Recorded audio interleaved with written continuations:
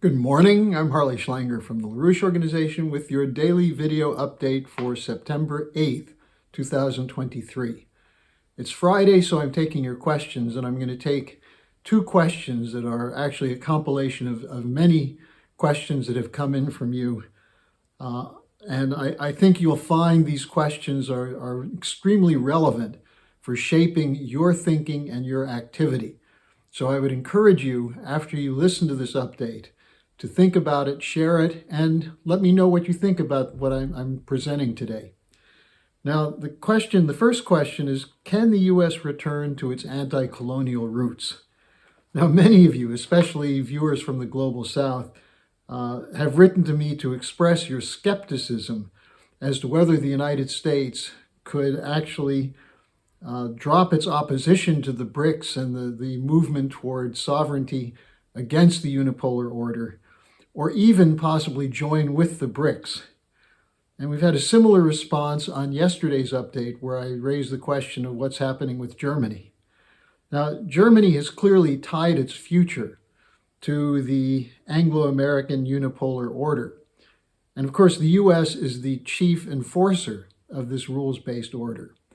And in fact, the US, through NATO, has made it clear that it's committed to an ongoing war, not just against Russia and Ukraine, but against China and against any other country that steps out from under the harness put on it by the unipolar order. We've seen wars in Afghanistan, in Iraq, in Libya, against Serbia and Yugoslavia. We've seen one time after another the willingness to use military force to enforce adherence to the so-called rules-based order, which is based on what? Rules that are made up to defend the looting of the City of London and the Wall Street banks of much of the rest of the world. So the question then is, can there be a change in this? And is it foolish to actually even talk about it? Well, I would urge you to think about the op-ed written by Bronwyn Maddox, the CEO of Chatham House, the Center of British Intelligence think tank, her op-ed on August 30th in the Financial Times. And in it, she is fretting about the possibility of Donald Trump returning as U.S. president, given that he's so far ahead in the polls in the Republican primaries and leads Biden, who's highly unpopular with the American people. So her August 30th op-ed was written as a wake-up call to the foreign policy establishment in the United Kingdom and Europe. And what she said is that Trump would be a serious problem if reelected. She said that he would carry out an adoption of, quote, an utterly different conception of America's role at home and abroad, unquote, referring to the fact that he wouldn't go along with NATO, he wouldn't go along with international agreements, and so on. But then she has a very interesting sentence appended to that. She said, and so would the U.S. voters who elected him, that is, have a very different conception of U.S. policy. Now, what does Maddox, who's the CEO of Chatham House, what does she know that you don't know? And that's the reason there's some hope. There's a British fear of what Lyndon LaRouche called the American reflex. Now, unless you were born before 1963, before the assassination of Kennedy, or are a student of actual history, all you know about the United States is wars of empire, of looting, of assassinations, of regime change coups. This has been the policy of the West, especially since the end of the Kennedy administration. But what LaRouche wrote about is the prospect of an anti-colonial policy for the United States as an American reflex. He said there have been presidents who inspired this reflex to change the policy away from supporting the interests of the Anglo-American financial oligarchy. And he wrote a lot about this in World War II, where Franklin Roosevelt was literally at war with Winston Churchill. Roosevelt said to Churchill, the United States will no longer send its sons to die in wars for the defense of the British Empire. Now, what LaRouche said about this is that this is a battle between, quote, the Republican commitment to the general welfare and the Anglophile commitment to the evil of oligarchical interest, unquote. And he went on to say that the American presidents, such as Lincoln, Franklin Roosevelt, and John Kennedy, who asserted this, that is, defending American interests against the financier oligarchy. LaRouche said that what they are fighting for what they were fighting for was, quote, a modern sovereign form of the anti-oligarchic nation state, unquote, reflecting the principles of the U.S. Declaration of Independence and the preamble of the Constitution. These are quotes from a lengthy article which I linked to yesterday's update. I can link it again today, called Shrunken Heads in America Today, an extremely profound evaluation of the impulses that have shaped American foreign policy throughout its history.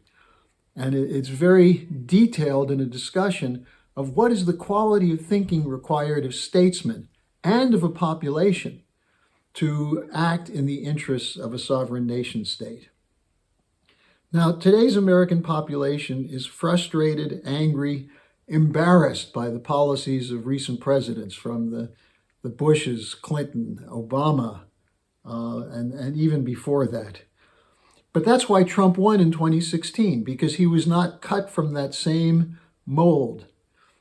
And he didn't win because of Putin, but he won because of that frustration and anger of the American people with being told that they have to adhere to policies that go against the interests of the nation.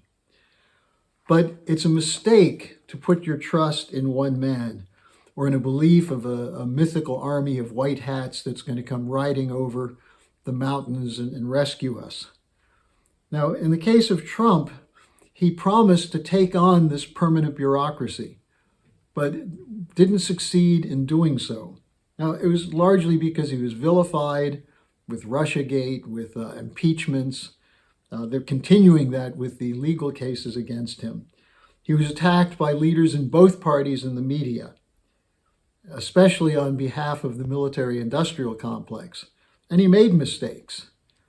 So how would his election in 2024 change things?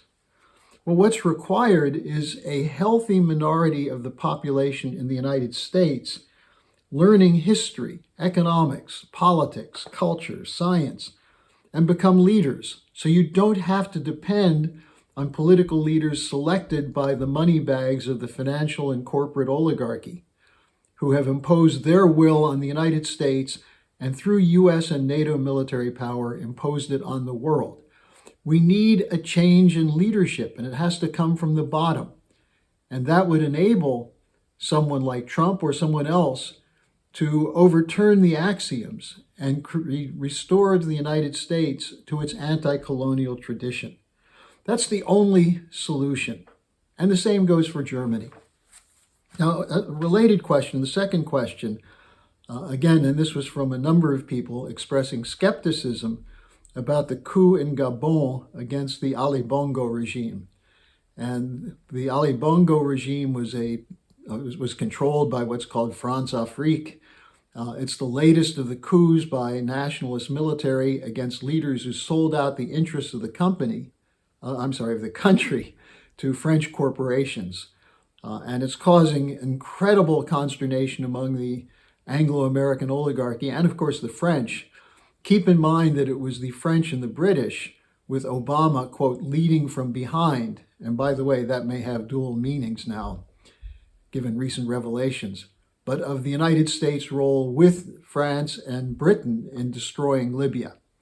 So the attempt to have a military solution to these coups raises the question for some people, is this coup in Gabon real, or is it really a cover of trusted allies of Ali Bongo who realized that the recent election was a fraud and therefore moved in to protect their interests? So they're asking, can they be trusted, given their financial links and so on? Well, I think that remains to be seen. But don't wait and see. Stay mobilized. What we're seeing in the streets of a number of countries of Africa is people rallying to defend the sovereign interests of a nation state, one that has been suppressed for generations under colonial rule, either direct colonial control or a neo-colonial control through institutions such as international banks, the IMF, the World Trade Organization, the World Economic Forum, and so on. So the question remains, as in the case of the United States, will the citizens respond? Will they fight for programs in the national interest that are not in conflict with the interests of other countries, but in fact are for mutual benefit? And that's what was discussed at the BRICS Summit. That's what the initiatives from the Schiller Institute and Helga LaRouche represent. And that's what you can become a part of. Now, I'll be posting over the weekend my latest article, which is titled, "Why the British Establishment Fears Donald Trump, the Threat to the Anglo-American Empire from an American Reflex." And this will cover some of what I've just discussed about LaRouche's idea about the anti-colonial roots of the American system. Now, the link for today will be registration to tomorrow's Schiller Institute conference. This is a conference on the populations of the global north reaching out and linking hands with the population of the global south in creating a new human order. Not one controlled by corporate cartels, not one controlled for the financial interests of the wealthiest people in the world, but one which addresses the real problems that people face with raising families, paying for housing and food, medical care, and so on. And it's not just the global south that's facing problems with this. The looting of the global south has left much of the world poor, but that's changing. And it's changing because of the intervention of such programs as China's Belt and Road Initiative and the new institutions that are emerging to fund development from the Shanghai Cooperation Organization, the Eurasian Economic Forum, and others. So it's a moment of profound change, and it's happening because of the unwillingness of nations of the global south to continue to submit to the austerity and poverty imposed by a colonial order. So the question is, and this is my Friday question for you, are you prepared to join with us to overturn this unipolar order, to send people like Blinken and Victoria Nuland and Sunak packing, let them go out and try and make a living under the rules they've created, but to join with us to create a new system based on mutually beneficial economic development? So that's my question for you. Thanks for joining me this week, and I'll see you again on Monday. Hello, thanks for watching. Be sure to like, subscribe, and hit the notification bell so you don't miss any of our videos. Support our independence to produce videos like these. Become a member of the LaRouche organization at thelarouche.org/member. By becoming a member for $25 or more, you'll get special access to the EIR Alert Daily Briefing and Weekly Magazine, which is what I read to stay on top of things.